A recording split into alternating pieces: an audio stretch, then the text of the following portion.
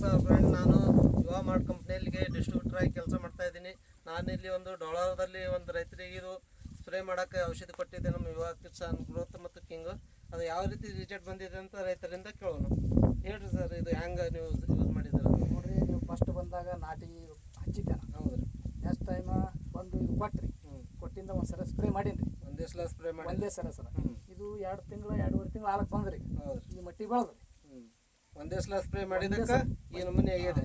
ಇವು ಗ್ರೋತ್ ಮತ್ತು king use ಮಾಡಿದ್ದು ಅಂತ. ಹಾಂ ಸರ್. ಮತ್ತು ಈಗ ಡ್ರೆಂಚಿಂಗ್ ಮಾಡ್ಬೇಕ್ರಿ. ಹಾಂ, ಡ್ರೆಂಚಿಂಗ್ ಕುಡಿಯುವಂಥವ್ರಿ. ಇವು 3 ಕುಡಿಸಿ ಒಂದು ಡ್ರೆಂಚ್ ಮಾಡಿದ್ರೆ ಇನ್ನೂ ಭರ್ಜರಿ ರಿಸಲ್ಟ್ ಕಾಣ್ಬೋದು ನೀವು. ಈಗ ಸದ್ ನೋಡ್ರಿ, ಮರಿ ಸಂಖ್ಯೆಗಳು ಯಾವ ರೀತಿ ಬಂದಾವ ಅನ್ನೋದು. ಎಣಿಸ್ರಿ ನೋಡ್ರಿ, ನಿಮ್ಮ ಮರಿ ಸಂಖ್ಯೆ ಎಷ್ಟೆಷ್ಟು ಬಂದಾವ ನೋಡ್ರಿ. ಅದು ಎಷ್ಟು ಇದು ಮಾಡ್ರಿ, ಎಣಿಸ್ರಿ ಯಾವ್ದು ಸರ. 1 2 3 4 5 6 7 8 9 10 12 13 ತನ ಅದಾವ ಸರ್. 13? ಹಾಂ ಸರ್. ಒಂದೊಂದು ಇದಕ್ಕೆ 13 ತನ ಮರಿ ಸಂಖ್ಯೆ ಆಗ್ಯಾವ. ಒಂದೊಂದು ಬಡ್ಡಿಗೆ 13. ಸರ್, ನಿಮ್ಮ ಹೆಸರು ಮತ್ತು ನಿಮ್ಮ ಊರ ಹೆಸರು ಯಾವ್ದು ಹೇಳ್ರಿ? ನನ್ನ ಹೆಸರು ಗುರಪ್ಪಗೌಡ ನಿಂಗಪ್ಪಗೌಡ ಬೆರವರ್ತೇಳ್ರಿ.